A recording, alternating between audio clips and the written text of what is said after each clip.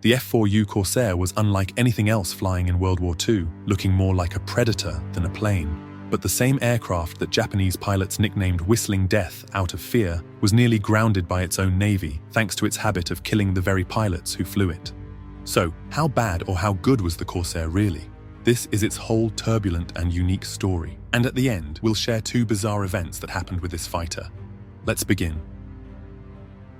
In 1938, the United States Navy issued a simple-sounding request: build a carrier-based fighter that could fly faster and hit harder. Vought engineers responded with something that would push the limits of what piston-engine aircraft could do, but it came at a price. They centered their design around the new Pratt & Whitney Double Wasp, a beast of an engine producing over 2,000 horsepower. To actually use that power, the aircraft needed a propeller over 13 feet long, which was too large for conventional landing gear, as the propeller would hit the ground when landing. Then they came up with an interesting solution, an inverted gull-wing design, which allowed for short landing gear without sacrificing propeller clearance. It worked, and it also gave the plane a menacing silhouette unlike anything else in the air. The prototype first flew in May 1940, and from the very beginning it shocked observers. It became the first American fighter to break 400 miles per hour in level flight, and in straight-line speed it could outpace everything the Navy or the Army Air Corps had in service. But speed was not everything, and in this case it came with serious consequences. To understand why the Corsair nearly failed as a Navy fighter and why it killed so many of its pilots, you first have to understand what it takes to land on an aircraft carrier, especially in the 1940s. Carrier landings are the most challenging task for pilots even today. The runway is only about 150 meters long, and it moves and rolls constantly with the sea. The pilot must guide the plane onto this narrow steel deck, where arresting wires stretch across the surface. These cables are designed to catch a tailhook mounted under the aircraft and stop it. There is no margin for error. If the plane approaches too fast, it might overshoot the wires and fly off the deck. Too slow, and it might stall and fall into the ocean. Too low, and it risks hitting the stern of the ship. The approach must be slow, stable, and precise, and that was the Corsair's problem. The Corsair had been engineered to fulfill several ambitious Navy requirements, one of the biggest being folding wings. On an aircraft carrier, space is precious, so wings had to fold upward to store fighters below deck or along the hangar. But to make folding wings work with a massive 13-foot propeller, the landing gear had to be shorter and stronger. That is why the Corsair used a distinctive inverted gull-wing design we mentioned, where its wings bent downward first, then up again. This also left room in the wing roots for folding mechanisms, and it also unexpectedly helped with speed and aerodynamics. It was quite a clever solution, but it made everything else difficult. The cockpit was set far back, and the nose stretched forward nearly 10 feet. On final approach to the carrier, pilots could not see the deck at all. They had to rely on landing signal officers who stood at the edge of the flight deck and gave visual signals to guide them in. But even experienced pilots struggled because the Corsair's visibility on approach was among the worst of any fighter of the war. If that was not bad enough, then came the issue of stalling, when an aircraft slows down too much and loses lift. Most planes are designed to stall gently and predictably at a specific speed, not the Corsair. At lower speeds, one wing would lose lift before the other, causing the aircraft to roll sharply to one side, which became a deadly problem during landing, especially when the plane was just a few feet above the carrier deck. More than one pilot died when the aircraft suddenly tipped over and slammed into the sea or the ship itself. And when a pilot did manage to hit the deck without dying, the landing was not over. The Corsair's landing gear struts were stiff and the aircraft was heavy. On touchdown, it had a tendency to bounce back into the air, a behavior known as porpoising.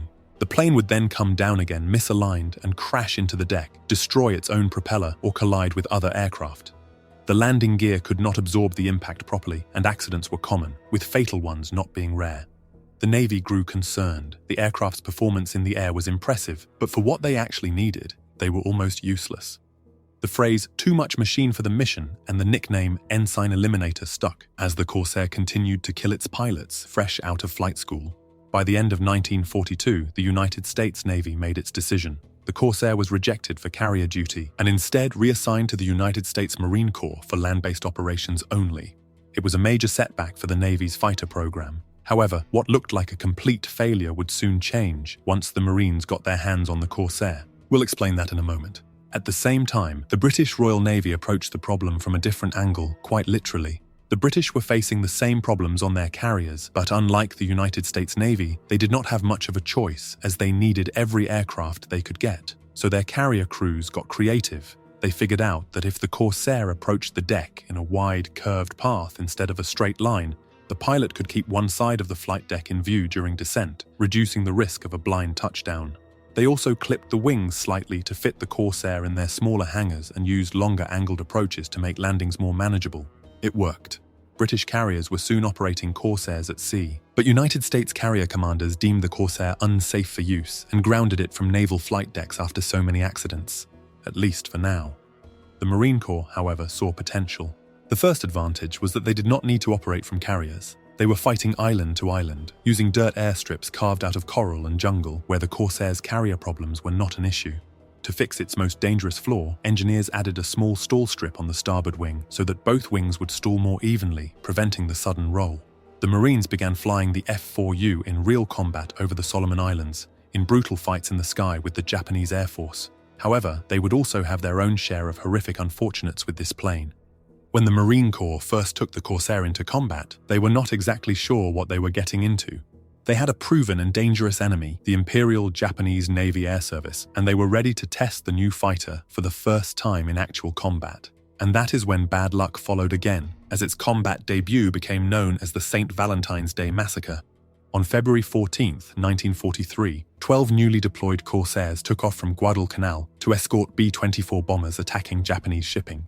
They were joined by a flight of P-38 Lightnings, but what they did not know was that over 40 Japanese fighters were waiting for them. The clash ensued, and the result was a disaster. 8 American aircraft were lost, 2 B-24 bombers, 4 P-38s, and 2 Corsairs. The Japanese suffered only a single confirmed loss, which was the first official air-to-air kill for Corsairs, however, in a tragic fashion.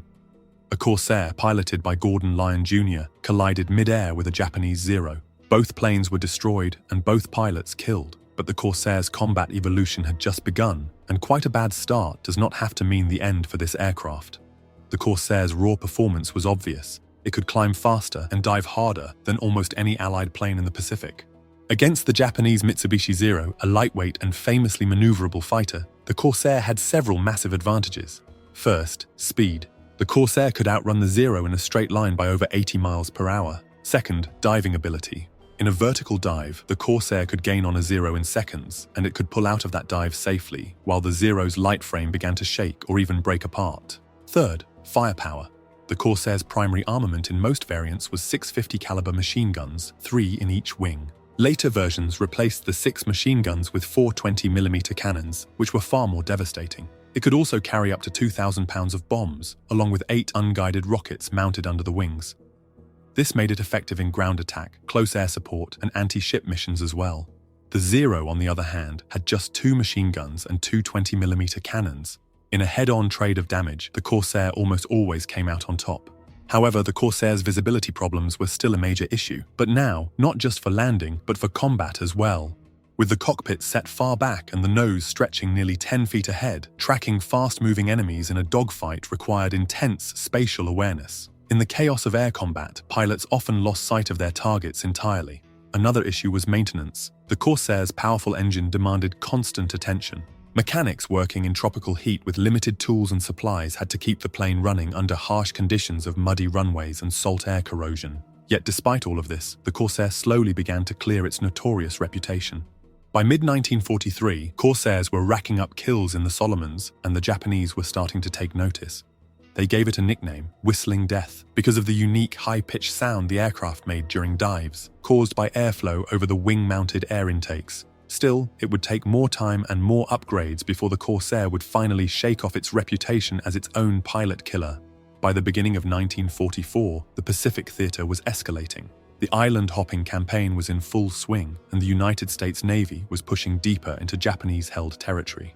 And while the Hellcat had become the Navy's go-to carrier fighter, the Corsair was quietly transforming into something different. The early flaws that had nearly killed the program were being systematically addressed. Engineers reworked the landing gear struts, reduced the bounce on touchdown, slightly raised the pilot's seat, and added a bulged canopy to improve forward visibility. Carrier landings were still difficult, but now they were possible. Finally, after nearly 2 years of rejection, the Corsair was approved for full carrier deployment. With these improvements, the Navy began to reintroduce the aircraft to fleet carriers alongside the Marine Corps' land-based squadrons.